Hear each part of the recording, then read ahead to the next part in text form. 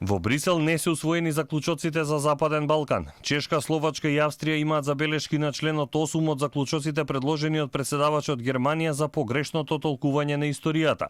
Иако според Берлин формулацијата би важела еднакво за Македонија, Бугарија и Грција, сепак некои земји сметаат дека историскиот контекст во заклучоците е неприфатлив. Неофицијално ставот на Словачка, Чешка и Австрија бил дека премногу и се попушта на Бугарија. Спорната формулација гласи: Советот потсетува на преспанскиот договор меѓу Македонија и Грција и договорот за пријателство, добрососедство и соработка меѓу Македонија и Бугарија и ја нагласува важноста на нивната постојана имплементација. Овие два крупни чекори би требало да им стават ефективен крај на сите барања засновани на погрешното толкување на историјата. Неусвојувањето на заклучоците го потврди и Чешкото министерство за надворешни работи.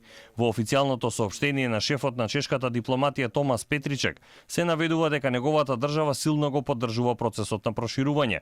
Постоечкиот текст со заклучоците подразбира понатамошни компликации на патот во процесот на проширување, се вели во соопштението од неговиот кабинет.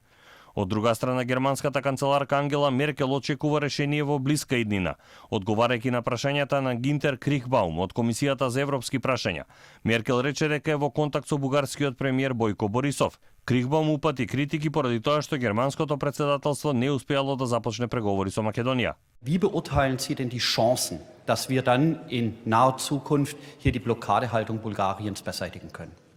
Ich hoffe, ich habe mit dem bulgarischen Ministerpräsidenten Boyko Borisov noch mal gesprochen, dass diese Fragen auch in naher Zukunft beigelegt werden können.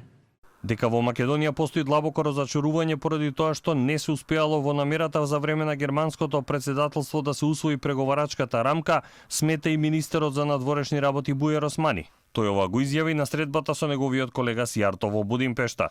Се разбира, ние немаме и никогаш не сме размислувале за друга алтернатива освен полноправното членство во Европската Унија, и тоа не само што јавно го истакнуваме, туку и на дело со нашите постапки, со нашиот однос, постојано го потврдуваме.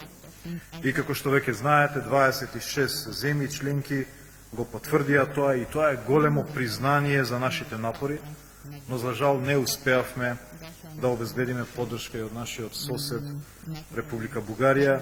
Морам да додадам од недоволно прецизни и уште помалку европски причини. Дека преговарачката рамка нема да биде усвоена и дека првата меѓувладина конференција нема да се одржи, стана јасно уште на 8 декември кога Бугарија стави вето на заклучоците поради спорот со Македонија.